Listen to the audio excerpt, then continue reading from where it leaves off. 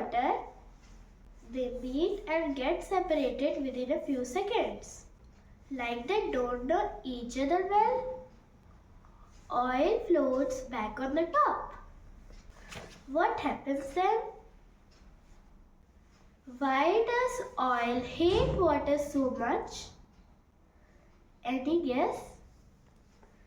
Let's talk about it. Oil molecules are hydrophobic.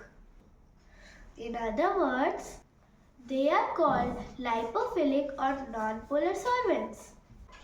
Means they love oil but hate water. Therefore, a polar solvent like water rarely mixes with oil. Strange, but true. Friends, grease sticks tightly to utensils, and water alone cannot remove it. When my mama does the dishes, my mama, she uses soaps to remove it. Smart mama, na?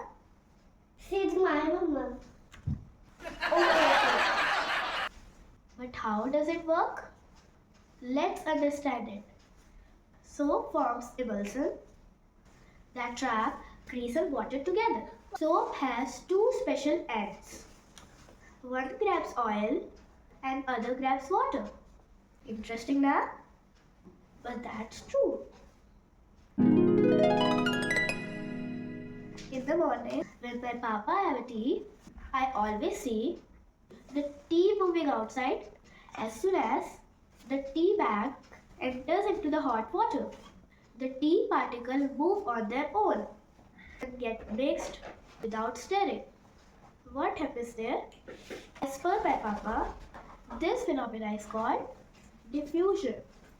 Diffusion helps move particles naturally in liquids from their high concentration to their low concentration. How about diffusion? Interesting ना?